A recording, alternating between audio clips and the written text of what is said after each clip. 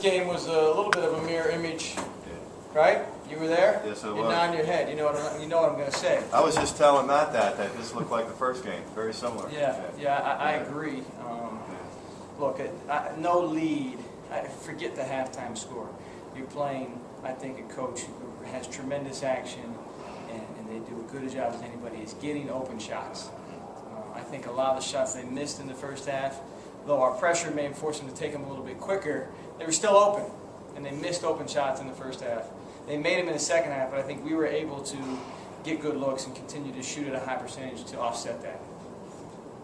But you were there. I mean, it's the same thing that happened at our place. It really is. Questions for the players? Yeah, Ella, I mean, it can happen. Anything can happen once, but there's definitely a pattern here. This is twice now. What is it about that? You just have their number, or what do you think it is? Why you dominated them twice? They've had our number for 3 years before you. Yeah. Before you get into it. Well, you would know then because you're a senior. Yeah. Yes, sir. I think it's the mindset that we have coming to this game. Like Coach always told us in practice these past couple of days. We've had 2 losses and we need to be a hungrier team, and we're the hungrier team tonight. The staff was always talking to me about being aggressive against this team. We're going to have lanes to drive because we have great shooters on the perimeter. So, drive it, take it strong to the basket and finish, or if not, finish at the line when we get there. Kyle, you've had two good games against this squad now. You must feel pretty confident when you play Lafayette. What is it about Lafayette? Any team we play, we just all try to be aggressive on offense and drive. We try to attack on offense, get it to our shooters, and be aggressive. Coach, you did a great job pushing or holding off that run. I thought you were going to say the press break in the second half. Yeah, they were just, I was telling Matt, every time I looked up, they had the ball again, and there was a flurry of turnovers there, but then they got it to 9, and then I think you went on a 10-0 run. You just want to talk about that turnaround?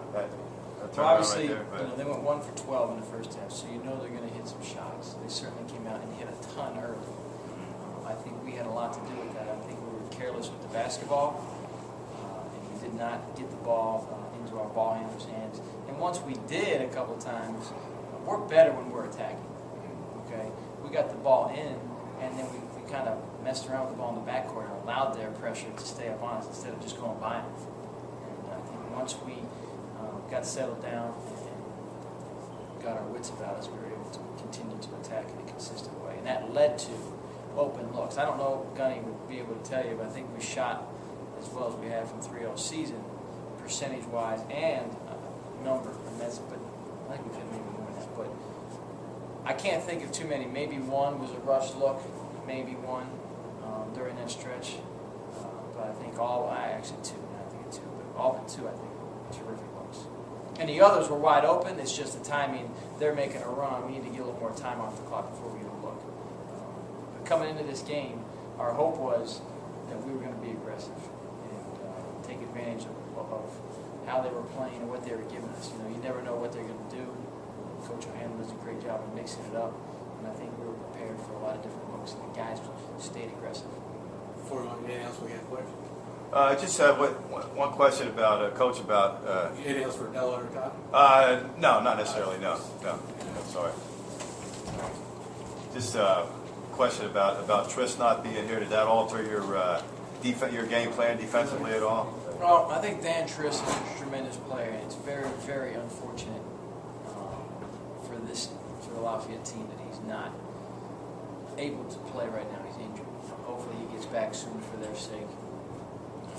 He's one of the best low post scorers, if not the best one-on-one low post offensive player in our league. He's right up there with the Muscalas and the Lumpkins, in my opinion. I could be off, but he's had pretty good. He had 16 against us the first time, right? Yeah. So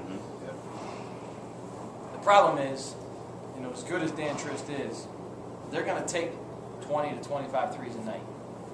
The only thing I really drew from the conclusion, if he's not going to play, they're just going to take more threes, and they're a really good shooting team. So it wasn't like, okay, Dan Trist isn't playing, it makes you feel better. It just means more shots are coming from the perimeter from guys that can really shoot it. So that was a big concern coming in. So to be 1 for 12 at the half, granted they were open, but for us to have that number certainly was in our favor. they're, what, 8 for 16 in the second half, right? That's a pretty decent percentage.